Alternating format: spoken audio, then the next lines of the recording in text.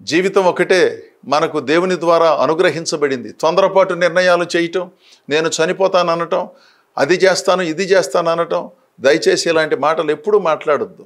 జీవితాన్ని దేవుని సహాయంతో కొనసాగించాలి కానీ జీవితంలో ఏదైనా ఓడిపోయినప్పుడు, పరీక్షలలో తప్పినప్పుడు ఇలాంటి నిర్ణయాలు చేస్తామా? ఎంత తప్పండి. కన్న తల్లిదండ్రులు కానీ, బంధువులు కానీ, కుటుంబ సభ్యులు కానీ ఎంత దుఃఖపడతారో. ప్రాణము కృంగినప్పుడు దేవుని సన్నిధిలోనికి వెళ్ళి ప్రార్థన చేయండి.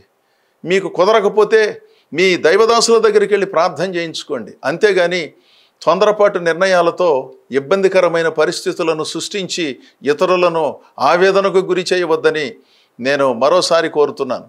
యెహోవా ఇచ్చెను, యెహోవా తీసుకొని పోయెను. ఈ సంగతులలో యోబు ఏ విధమైనటువంటి కృంగుబాటుకు లోను కాలేదు. కృంగుబాటుకు లోనయ్యే పరిస్థితి, ఆస్తి పోయింది, పిల్లలు పోయారు, ఆరోగ్యం పోయింది, ఒంటరివాడు అయిపోయాడు. ఒకే ఒక్క రోజులో ఇన్ని జరిగిపోయాయి. అయినప్పటికీ ఎంతో ధైర్యంతో తన జీవితాన్ని కొనసాగించాడు. ఎంత గొప్ప మనిషి అండి. వీళ్ళండి విశ్వాస వీరులు అంటే. అన్నీ ఉన్నప్పుడు ఆహా ఓహో దేవుని కోసం అది చేద్దామండి ఇది చేద్దామండి, మీటింగులు పెట్టిద్దామండి, వాళ్ళను పిలిపిద్దామండి వీళ్ళను పిలిపిద్దామండి, సంతోషం.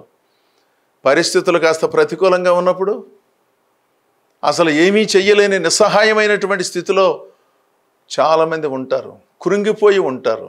అందుకని అనవసరంగా ప్రతి చిన్నదానికి ప్రాణాలను కృంగజేసుకుని అవిశ్వాసపు మాటలు మాట్లాడుతూ జీవించగా దేవుని యందు నిరీక్షణ ఉంచి మన విశ్వాసమును బలపరుచుకొని స్థిరపరుచుకొని ధైర్యంగా ప్రభువులో కొనసాగటమే ప్రధానం. ఇలాంటి సుగుణాలను దేవుని సన్నిధి నుండి మనందరం అందుకోవాలి. అదే భక్తిలో ఉన్నటువంటి ఉన్నత భావజాలం. అంతేగాని ఏదో మామూలు భక్తి చేసుకుంటూ సంక్లిష్టమైన సమయాలలో అదిరిపోయి బెదిరిపోతే ఎలాగూ? దేవునిలో ధైర్యంగా కొనసాగుదాం. మన కుటుంబాలకు ప్రాణాలకు దేవుడే అద్భుతమైన భద్రతను అనుగ్రహించి దివ్యముగా నడిపిస్తాడు. దావీదు దేవుని బట్టి ధైర్యం తెచ్చుకున్నట్టుగా మనం కూడా మన దేవుని బట్టి ధైర్యం తెచ్చుకుని పరిస్థితులను ఎదుర్కొని విజయం సాధిద్దాం.